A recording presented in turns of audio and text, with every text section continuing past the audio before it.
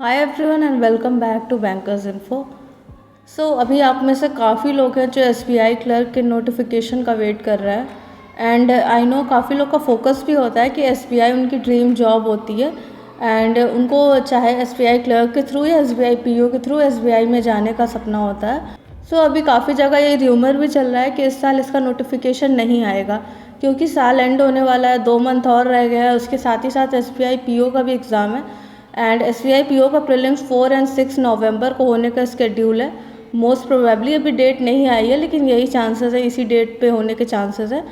अगर SBI PO का date आ गया है एग्ज़ाम का लेकिन अभी तक एसबीआई क्लर्क का नोटिफिकेशन तक नहीं आया है, तो क्या ये एग्ज़ाम अगले साल होगा या फिर नोटिफिकेशन अगले साल आएगा?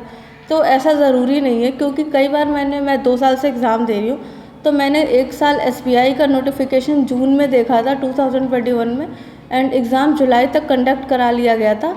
एंड लास्ट ईयर मैंने इसका नोटिफिकेशन थोड़ा लेट से देखा था, तो इसका एग्ज़ाम सितंबर या अक्टूबर के टाइम शायद से हुआ था, मुझे एग्जैक्टली नहीं याद है।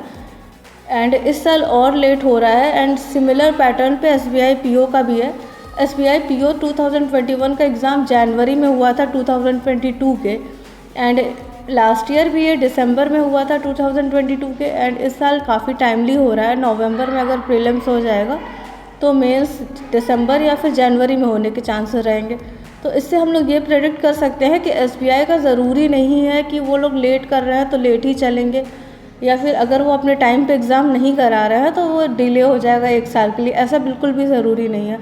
हो सकता है कि नवंबर में नोटिफिकेशन आ जाए एंड दिसंबर में प्रीलिम्स हो जाए एंड ज़्यादा चांसेस इसी के हैं कि एसबीआई पीओ के क्लर्क का नोटिफिकेशन नवंबर में आएगा एंड इसका एग्ज़ाम दिसंबर में होगा प्रीलिम्स एंड मेंस जनवरी फरवरी जब भी वो शेड्यूल करेंगे इसके बाद। तो इसके चांसेस ज़्यादा हैं ना कि अगले साल नोटिफिकेशन आने के, क्योंकि अगर अगले साल नोटिफिकेशन आएगा तो जनवरी में अगर नोटिफिकेशन आएगा फिर एग्ज़ाम कंडक्ट होगा फिर उसके बाद मेंस होगा, तो ये काफ़ी टाइम टेकिंग हो जाएगा। ये चीज़ मुझे नहीं लगता कि ऐसा शेड्यूल वो लोग रखेंगे। चांसेस यही है कि नवंबर में नोटिफिकेशन आ जाना चाहिए।